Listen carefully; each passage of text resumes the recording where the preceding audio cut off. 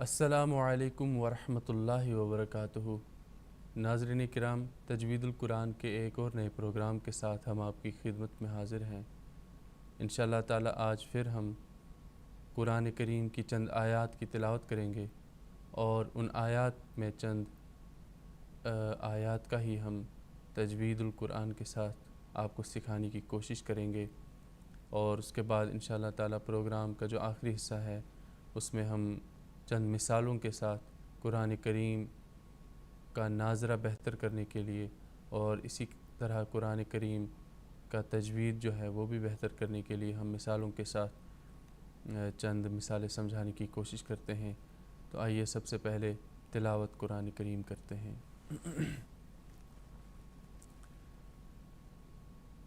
اعوذ باللہ من الشیطان الرجیم، بسم اللہ الرحمن الرحیم۔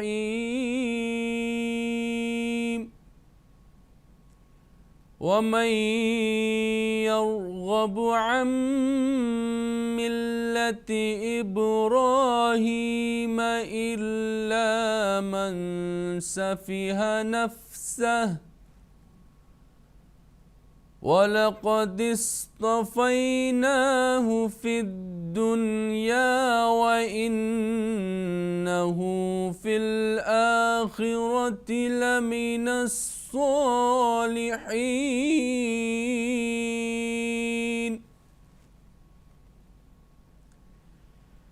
إِذْ قَالَ لَهُ رَبُّهُ أسلم قال أسلمت لرب العالمين۔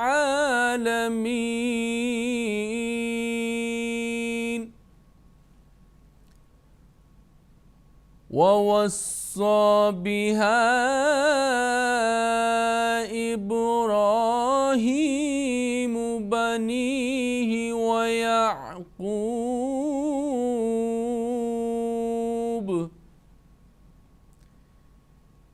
يا بني إن الله اصطفى لكم الدين فلا تموتن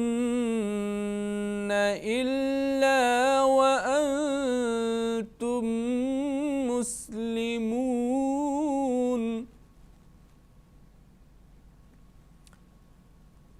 أم كنتم شهداء إذ حضر يعقوب الموت إذ قال لبنيه ما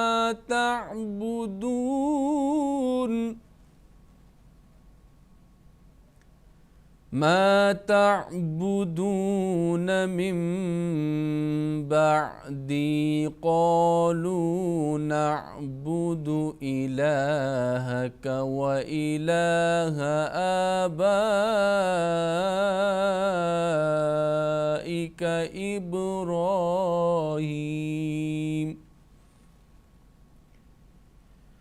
إبراهيم وإسماعيل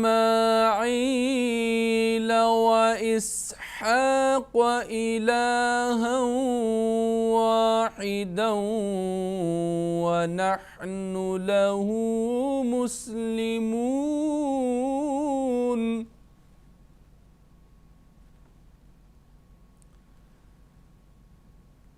تلك أمة قد خلت لها ما كسبت ولكم ما كسبتم ولا تسألون عما كانوا يعملون۔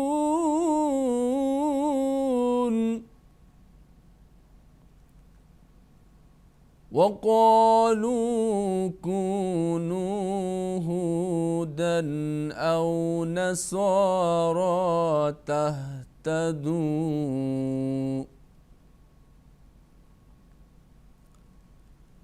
قل بل ملة إبراهيم حنيفا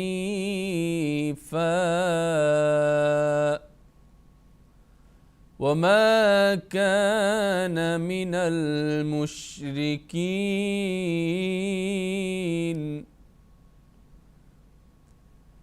قولوا آمنا بالله وما أنزل إلينا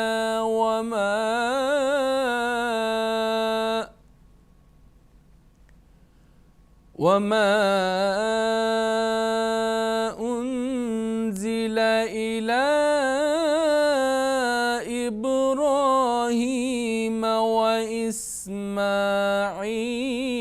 وإسحاق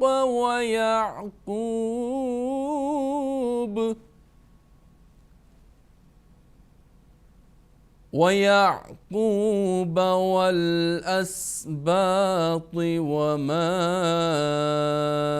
أوتي موسى وعيسى وما أوتي النبيون وما أوتي النبيون من ربهم لا نفرق بين أحد منهم ونحن له مسلمون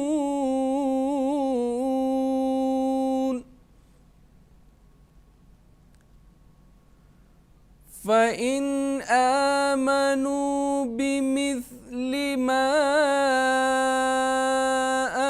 آمنتم به فقد اهتدوا وإن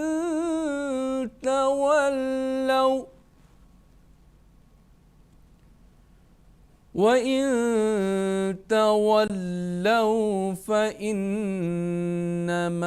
هم في شقاق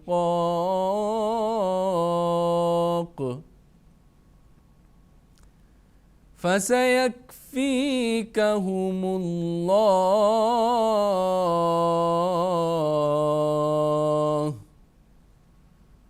وهو السميع العليم.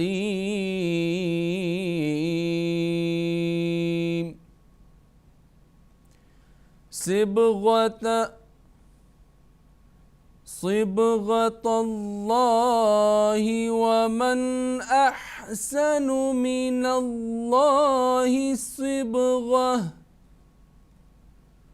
ونحن له عابدون.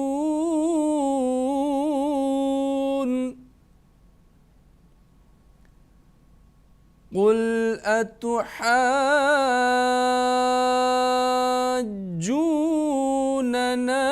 في الله وهو ربنا وربكم ولنا أعمالنا ولكم أعمالكم ونحن له مخلصون. أم تقولون إن إبراهيم وإسماعيل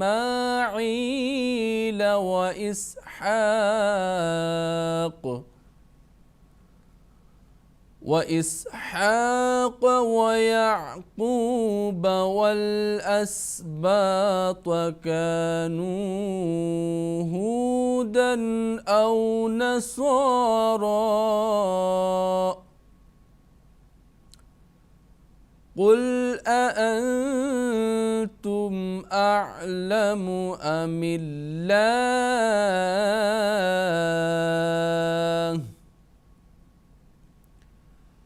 ومن أظلم ممن كتم شهادة عنده من الله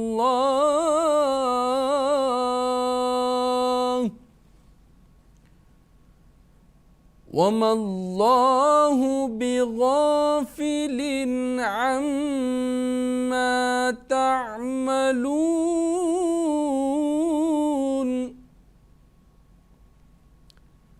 تلك أمة قد خلت لها ما كسبت ولكم ما كسبتم ولا تسألون عما كانوا يعملون۔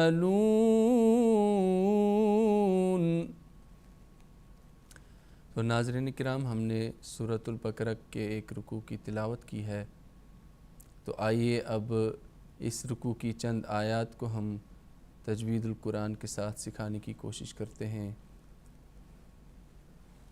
سب سے پہلے ہم دیکھیں گے واو کے لفظ کو بار بار اس کے متعلق یہ بولا گیا ہے، یہ سمجھایا گیا ہے کہ یہ ہونٹوں کی گولائی سے ادا ہوتا ہے، ہونٹوں سے ادا ہوتا ہے۔ یہ واو ہم پڑھتے ہیں، اس کو ہونٹ آپ گول کریں اور واو پڑھیں۔ وَمَن يَرْغَب، پھر ہم نے کیا کیا، یہاں پر ادغام ہم نے کیا بغنہ، ہم نے ادغام غنہ کے ساتھ کیا۔ ادغام کے تعلق سے قاعدہ بار بار سمجھایا گیا کہ نون ساکن اور تنوین کے بعد یرملون کے الفاظ اگر آئیں تو ادغام ہوتا ہے۔ تو یرملون کے الفاظ میں 4 حروف پر ادغام بغنہ ہوتا ہے، اور لام اور را جو ہے، یرملون کا جو لام اور را ہے اس میں بلا غنہ ادغام ہوتا ہے۔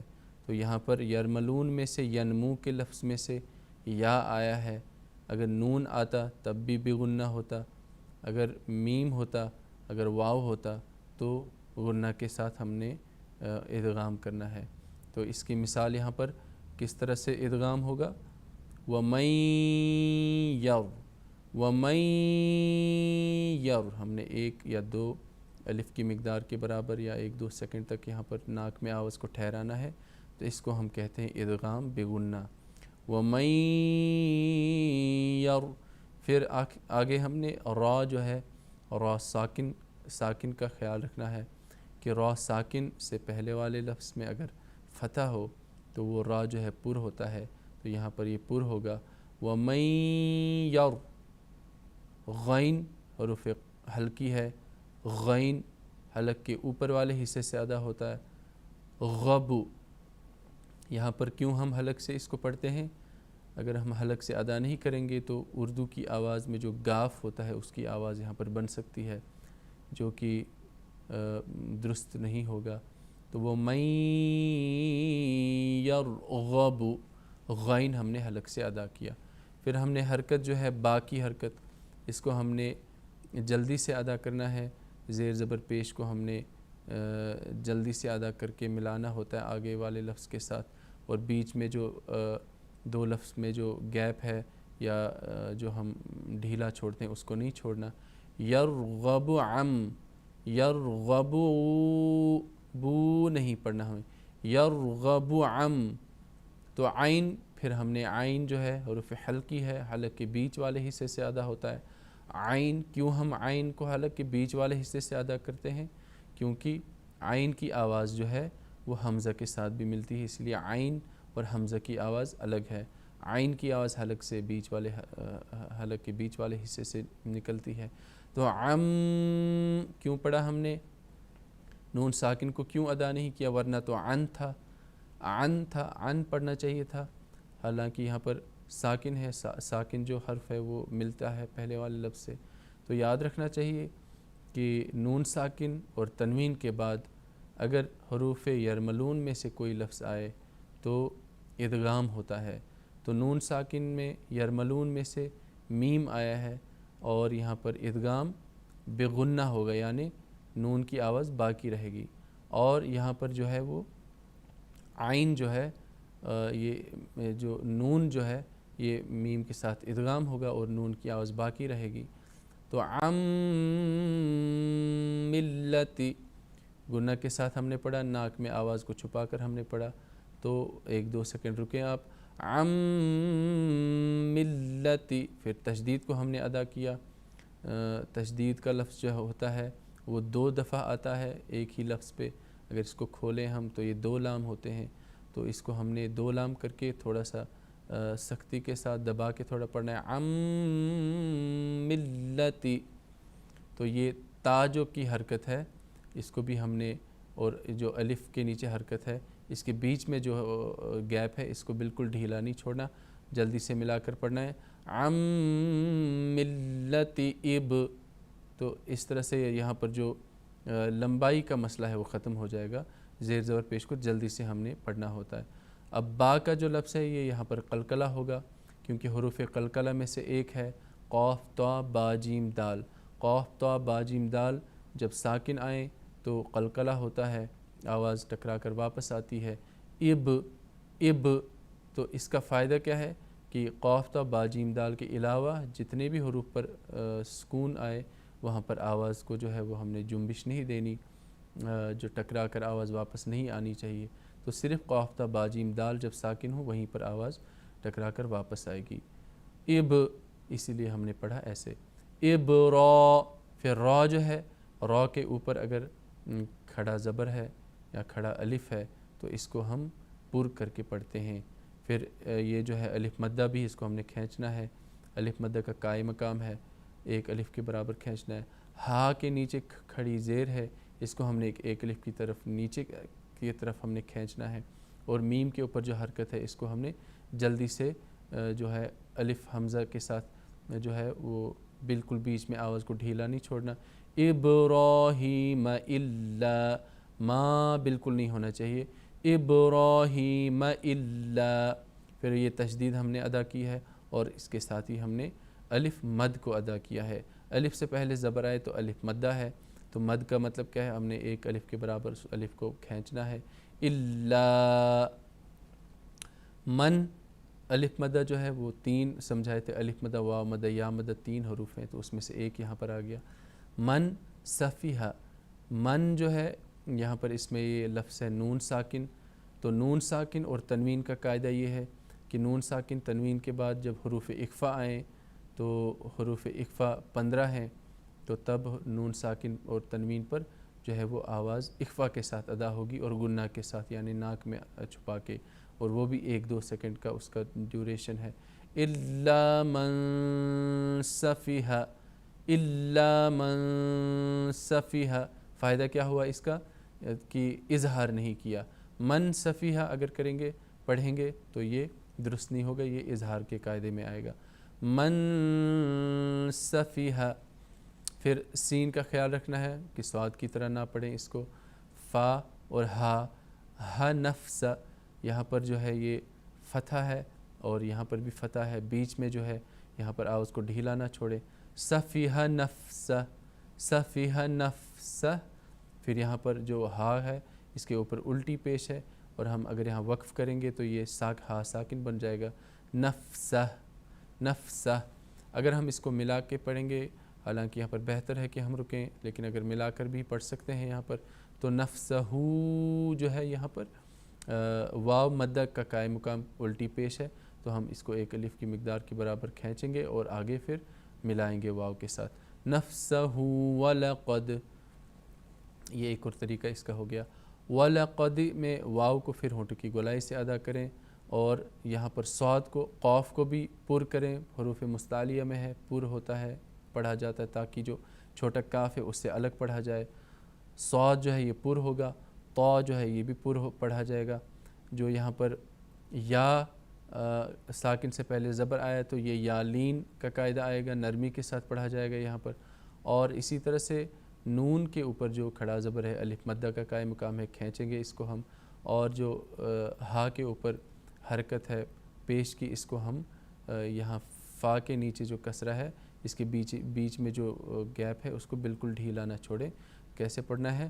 وَلَقَدِ اسْطَفَيْنَاهُ فِي دنیا، تو ایسے پڑھنا ہے، صاد تو اور یہاں پر یہ یا لین کا فائی، فائی فائی، لمبی آواز نہیں ہونی چاہیے، بالکل نرمی کے ساتھ اور گولائی سے، فائی، فی الدنیا، فی الدنیا میں ہم یہ دیکھیں گے کہ نون ساکن کے بعد یا آیا ہے، تو یہاں پر جو ہے یہ ادغام نہیں ہوگا۔ یہ 4 الفاظ ہیں قرآن میں، دنیا، سنوان، قینوان، بنیان، اس میں نون ساکن کے بعد جو ہے جو حروف یرملون میں سے آتے ہیں وہاں پر جو ہے یہاں پر مستثنی ہے، ان کا جو ہے وہ ادغام نہیں ہوگا۔ تو کس طرح پڑھیں گے؟ فی الدنیا، فی الدنیا پڑھیں گے تو درست نہیں ہوگا، فی الدنیا۔ ایسے ہی اور مثالیں، سن صاد سے ہے، سنوان، قنوان، بنیان، ان کو بھی ہم نے نون ساکن پر نہیں روکنا۔ وَإِنَّهُ، واو جو ہے ہونٹ کی گولائی سے ادا ہوگا، نون مشدد حروف گنہ ہے، نون مشدد میم مشدد، گنہ کے ساتھ آواز ناک میں آپ روکے رکھیں۔ وَإِنَّهُ، الٹی پیش حروف مدہ، واو مدہ کا قائم مقام ہے، اور واو مدہ جو ہے واو ساکن سے پہلے پیش، اس کا قائم مقام الٹی پیش ہے، دونوں جو ہیں وہ ہم اس کو ایک الف کے برابر آواز کو لمبا کر کے پڑھیں گے۔ فی الآخرۃ، الف جو ہے یہاں پر لام کے اوپر یہ الف مدہ کا قائم مقام میں کھڑا زبر ہے، خا جو ہے یہ پر کرنا ہے، بے شک اس کے نیچے کسرہ ہے، خا، فی الآخرۃ، را جو ہے یہ بھی پر کر کے پڑھیں گے ہم، را کے اوپر فتح ہے، یہ فتح ہو یا ضمہ ہو تو پر ہوگا، کسرہ ہے تو آئے تو باریک ہوگا۔ فی الآخرۃ، یہ یہاں پر آخرۃ لمن، تو یہاں پر ہم نے بیچ میں آواز کا خیال رکھنا کہ لمبی آواز نہ ہو، ڈھیلا نہیں چھوڑنا۔ لمن الصا، لمن الصا، یہاں پر یہ تشدید کے ساتھ مل گئی آواز، اور صاد جو ہے یہ حروف مستعلیہ میں ہے، صاد پر ہوتا ہے، اور یہاں پر یا ساکن سے پہلے کسرہ ہے، اور ہا ہے حروف حلقی، اس کو حلق سے ادا کرنا ہے، اور اسی طرح سے جو ہے وہ یا ساکن سے پہلے کسرہ ہے، یہ یا مدہ ہے، اس کو بھی ہم نے لمبی آواز کے ساتھ کھینچنا ہے۔ پھر ہم یا مدہ پہ وقف کر رہے ہیں تو مد عارض وقفی کا احکام یہاں پر آئے گا، تو ہم اس کو لمبی آواز کے ساتھ پڑھ سکتے ہیں، لَمِنَ الصَّالِحِينَ۔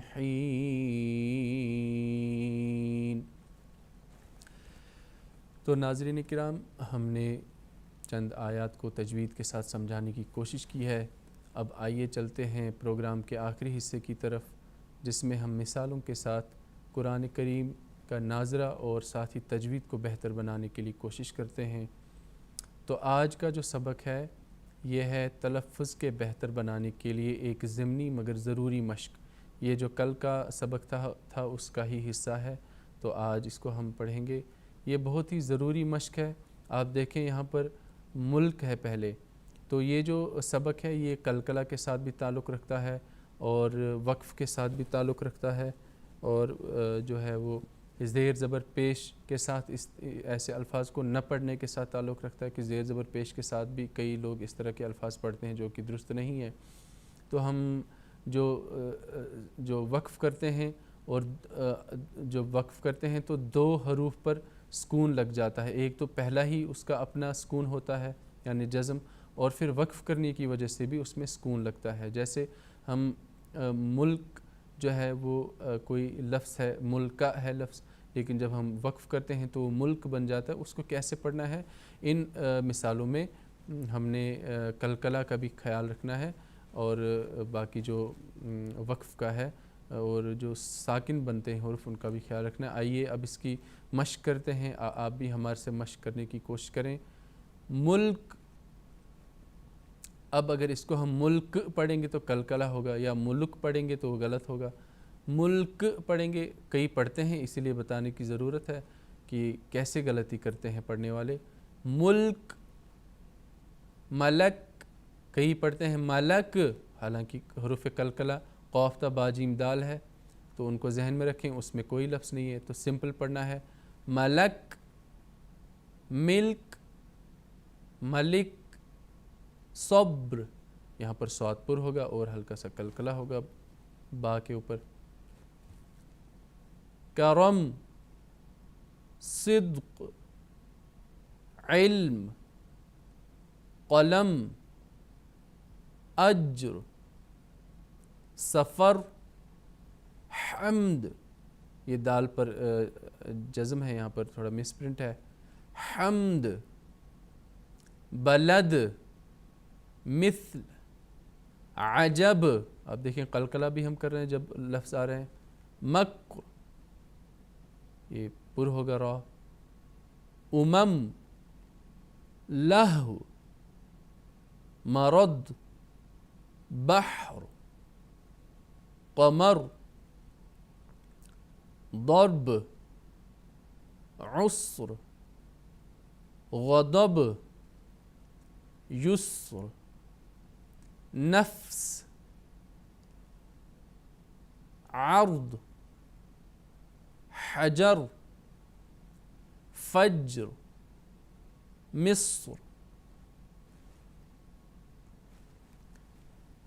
بصر، رزق، ذکر، کفر، امر، قوم، یہ یہاں پر واولین کا قاعدہ ہے، قوم اس کو لمبا نہیں کر سکتے، حجر، کبر، فوز، شمس، اسر، ذوق، فلک، یوم،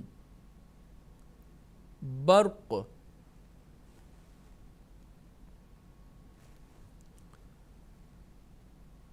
صوم، قبل، عون، صخر، فیہ، یہ یہاں پر مدہ کا یا مدہ کا قاعدہ ہے، یا ساکن سے پہلے کسر ہے، اسی لیے ہم نے آواز کو لمبا کیا، فیہ، مثوی، یہ یا لین کا قاعدہ، یا ساکن سے پہلے زبر، حسنہ، شأن، یہ یہاں پر الف کے اوپر جزم ہے، حمزہ کی آواز آئے گی جھٹکے کی، شأن، بعدہ، حمیدہ۔ تو ناظرین کرام، ہم نے چند مثالوں کے ساتھ ضروری مشق کی ہے، امید ہے کہ آپ نے بھی اس مشق کو دہرایا ہوگا۔ تو آج کے اس پروگرام کا اب وقت ختم ہو گیا ہے، انشاءاللہ تعالی کل ایک اور پروگرام کے ساتھ آپ کی خدمت میں حاضر ہوں گے، تب تک کے لیے دیجیے اجازت۔ السلام علیکم ورحمۃ اللہ وبرکاتہ۔